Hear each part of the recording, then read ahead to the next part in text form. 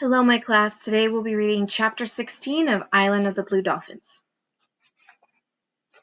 The white men's ship did not return that spring or in the summer, but every day, whether I was on the headland or gathering shellfish on the rocks or working on my canoe, I watched for it. I also watched for the red ship of the Aleuts. I was not sure what I would do if the Aleuts came. I could hide in the cave which I had stored with food and water, for it was surrounded by thick brush, and the mouth of the ravine could only be reached from the sea. The Aleuts had not used the spring and did not know about it because there was another one closer to where they had camped. But they might come upon the cave by chance, and then I must be ready to flee. For this reason I worked on the canoe I had abandoned on the spit. I went to the place where the others were hidden, but they were dried out and cracked. Also, they were too heavy for a girl to push into the water, even a girl as strong as I was. The tides had almost buried the canoe, and I labored many days to dig it out of the sand.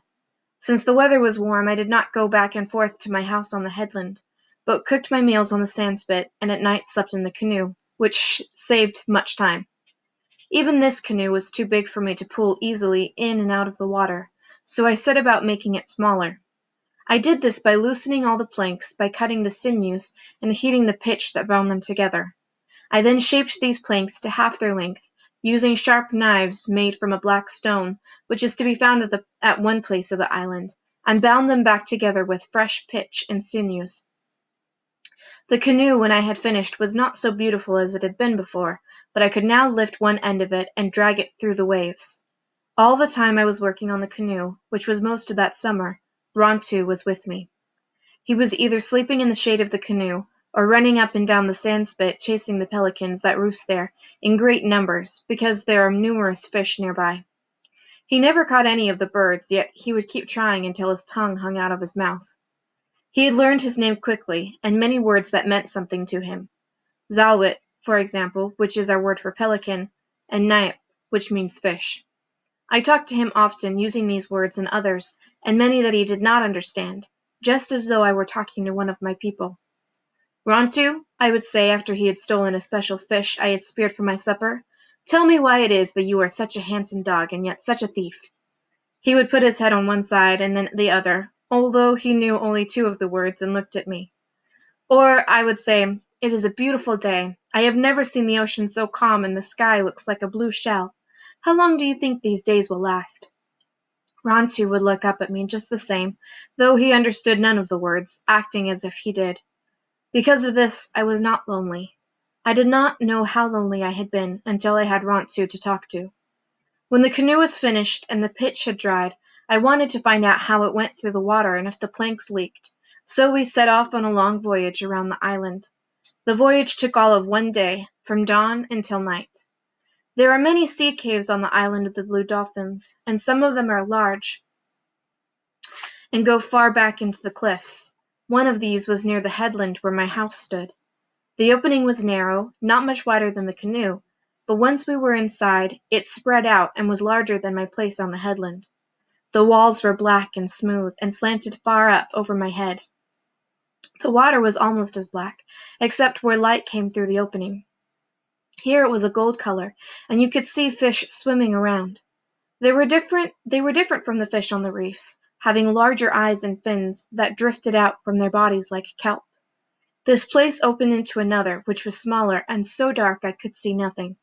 It was very silent in there, with no sound of the waves on the shore, and only the lapping of the water against the rocky walls.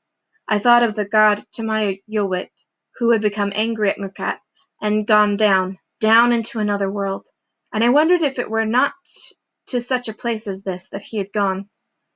Far ahead was a spot of light no larger than my hand, so instead of turning back, which I felt like doing, I drifted toward it around many turnings, and came at last to another room much like the first.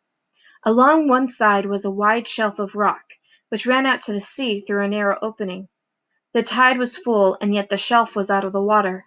It was a fine place to hide a canoe, which could be lifted out and stored there where no one could find it. The ledge joined the cliff just below my house. All I needed was a trail down to the cave, and then the canoe would be close at hand.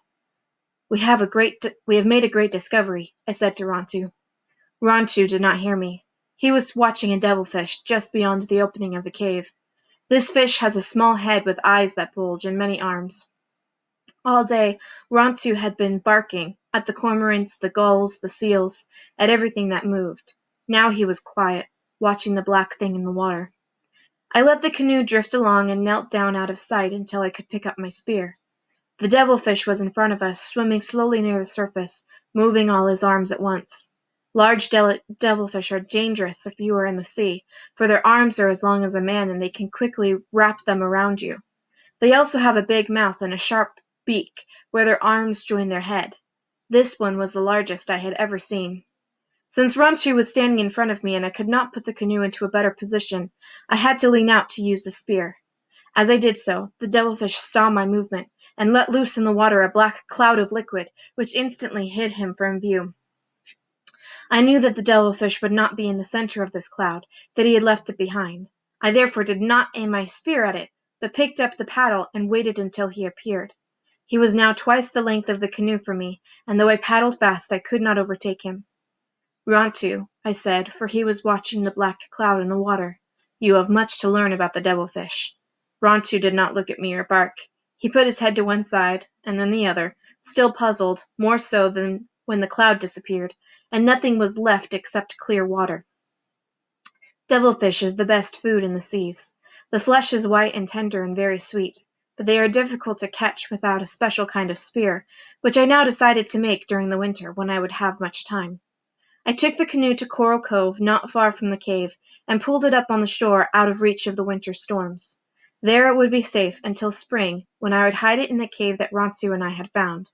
It was easy to paddle and did not leak. I was very happy. And that's the end of chapter 16. We'll continue with chapter 17 next. Have a great day.